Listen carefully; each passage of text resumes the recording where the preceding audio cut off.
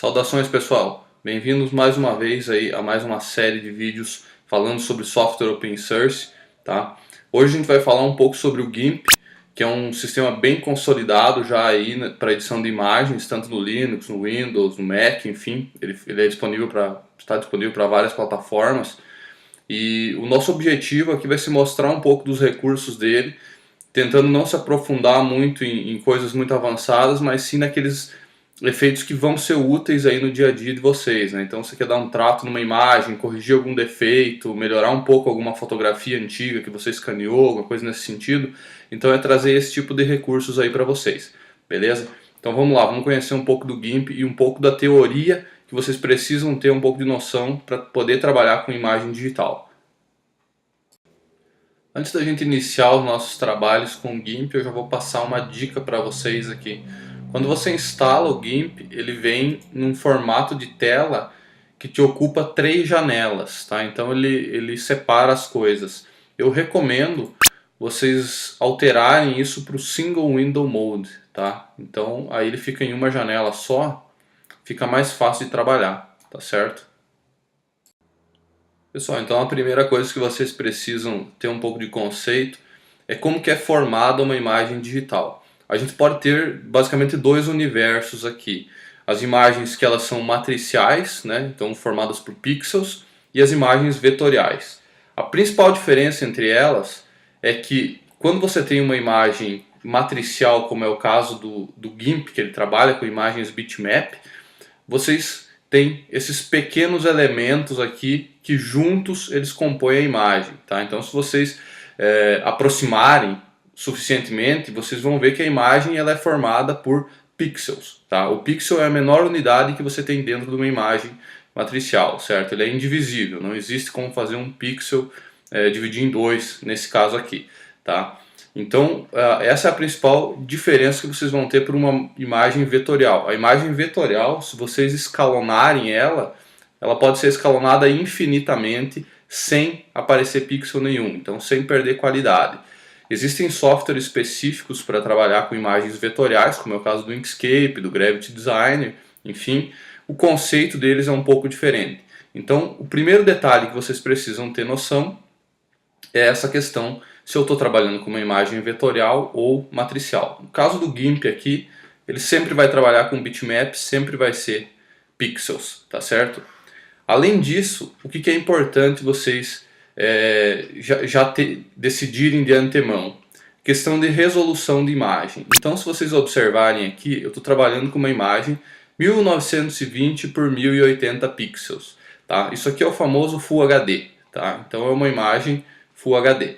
O que significa isso? Essa resolução de imagem aqui quer dizer que eu tenho 1920 pixels aqui por 1080 pixels na vertical, certo? Então isso multiplicado a gente vai ter uma pancada de pixels aí. É uma imagem Full HD nesse caso. Quanto maior a imagem, evidentemente, melhor a qualidade você vai ter, porque você vai ter mais pixels para representar a mesma coisa. Então, se vocês pegarem essa mesma imagem aqui e reduzir ela a 10% do tamanho dela, por exemplo, vocês vão perder muita informação e vão perder qualidade. Consequentemente, você vai poder dar menos zoom nela até aparecer os pixels, certo? Ainda falando de pixel, é importante a gente saber aqui o que tem dentro de um pixel. Tá? Então eu vou aproximar um pouco a imagem aqui. A gente está vendo vários pixels na tela. Vou utilizar uma ferramenta do GIMP aqui que é um conta-gota, só para a gente detectar uma cor. Tá? Então, com base em um pedaço da imagem, a gente pega uma cor. Clicando aqui na esquerda, ele me abre um espectro de cores ali com um ponto marcado, certo? O que esse ponto quer dizer? Ele quer me dizer que cor é essa. Existem várias formas de representar cores, então cada software pode utilizar uma ou mais formas de representar, cada aplicação tem as suas vantagens e desvantagens. Eu vou focar aqui no RGB, que é o formato mais comum que vocês vão encontrar em quase tudo, aí, quase todos os softwares vão trabalhar com RGB. O RGB nada mais é do que 3 canais de cores, então vermelho, verde e azul, que quando combinados eles formam uma cor. Então vamos imaginar o seguinte: se eu não tenho cor nenhuma, todos os meus canais estão zerados, então 0, 0, 0. Isso aqui é preto, tá? Se eu escolher um canal que, por exemplo, verde, e aumentar a quantidade de verde, o que vai acontecer? Essa cor ela vai gradativamente se tornando mais verde, certo? O que acontece quando a gente tem 3 canais e aplica um pouquinho de cada coisa? A gente tem uma combinação de cores, tá? Essa combinação dos 3 canais aqui me possibilita definir todas as cores que eu vou utilizar na imagem, tá? Então o pixel ele é composto basicamente por esses 3 atributos aqui, tá? Em alguns casos, quando vocês trabalham com imagens que têm transparência, como é o caso do PNG, vocês podem ter um canal a mais que vai ser o alfa, então fica RGBA ou ARGB, dependendo da notação que estiver sendo utilizada. Tranquilo, pessoal? Além disso, pessoal, o que vocês precisam ter noção também é que formato de arquivo vocês vão estar trabalhando, tá? O GIMP ele suporta uma infinidade de formatos aqui. Então, se vocês tentarem exportar uma imagem qualquer, ou até mesmo importar, vocês vão ver que tem uma série de formatos de arquivos ali que ele consegue trabalhar, tá? Eu vou falar para vocês de alguns que são mais comuns aí nos ambientes que a gente trabalha, né? Que seriam o BMP.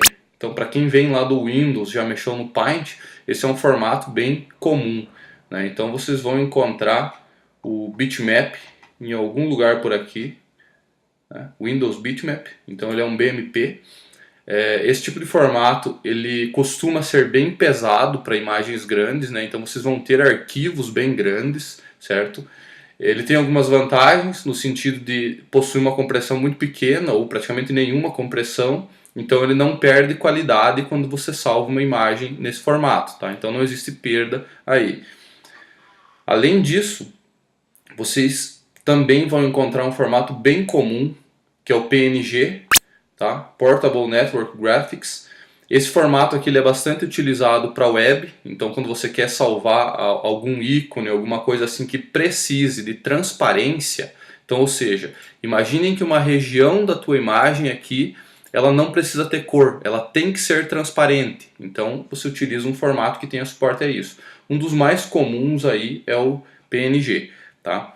Além disso, vocês vão achar bastante familiaridade com o formato JPEG, tá? O JPG, como vocês quiserem chamar.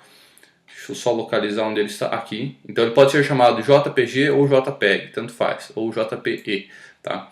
Esse formato aqui é o formato que as câmeras digitais trabalham. Então, ou seja, quando você bate uma foto lá com a tua câmera digital, com o teu celular, muito provavelmente ele vai estar salvando em JPEG. A maioria das câmeras trabalha com isso. Por quê? Ele é um formato que te permite ter imagens com uma resolução bem alta, só que você consegue dosar a compressão nele. Ou seja, eu consigo diminuir o tamanho do arquivo mesmo numa imagem bem grande. Então, se vocês pegarem, por exemplo, uma imagem em BMP, como essa aqui, Full HD e tal, ela vai dar tantos megabytes lá no teu cartão de memória, no teu disco rígido, certo?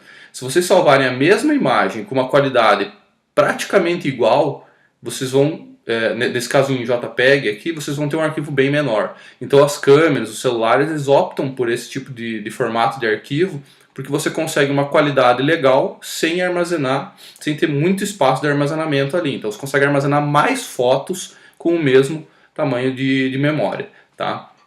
Então esse acho que é o formato mais comum aí que vocês vão encontrar na literatura. Fora isso, quem trabalha com imagens mais profissionais, vocês vão encontrar o RAW, R-A-W, tá? Esse cara aqui, normalmente as câmeras mais profissionais, elas trabalham com esse tipo de arquivo. Game engines também, como é o caso da Unity, a Unreal Engine, assim por diante, elas trabalham com esse tipo de formato de arquivo. E a grande vantagem dele é que ele não tem compressão nenhuma, então ele não perde nada de pixel nenhum. Então ele não faz compressão em cima dos teus dados, consequentemente o arquivo vai ficar bem maior, só que você tem uma imagem muito mais fiel em relação àquilo que era no mundo real, né? A cena dele, tá? Esses são os formatos que vocês vão encontrar aí na literatura em termos de imagens para diversos fins. Quando vocês estiverem trabalhando com o GIMP aqui, eu recomendo A princípio, não exportar, tá? Então vocês já vão entender o que a gente vai fazer. O GIMP ele tem um formato de arquivo próprio que se chama XCF, tá? Esse é um formato de arquivos dele mesmo, ele consegue manter 100% da qualidade, tá? Só que é um formato que, por exemplo, vocês não vão conseguir abrir lá no celular, no Android ou qualquer outra coisa, né? Ele é um formato que só funciona no GIMP.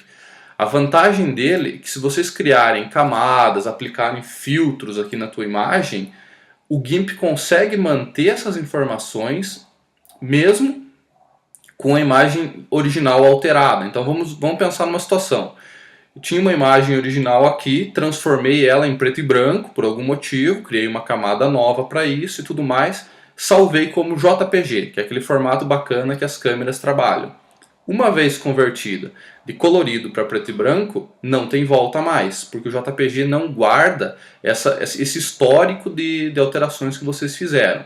Já o XCF, se vocês trabalharem, por exemplo, com camadas, que a gente vai ver mais para frente nesse curso, vocês vão ter todas essas informações registradas. Então, se eu quiser voltar atrás e resgatar a minha imagem original, eu consigo, tá? Ou até mesmo alterar algum efeito que eu já tenha aplicado, né? Então, o formato XCF ele é adequado para isso. O que eu recomendo vocês fazerem então? Trabalhem com o formato XCF, então utilizem o método salvar ali mesmo. E quando vocês finalizaram o trabalho, exportem para o formato que vocês quiserem. Aí depende, se vai para web, usa o PNG, usa o JPG, enfim. Tá? Beleza, pessoal? Então, sobre a questão de formatos de arquivo, seria mais ou menos isso.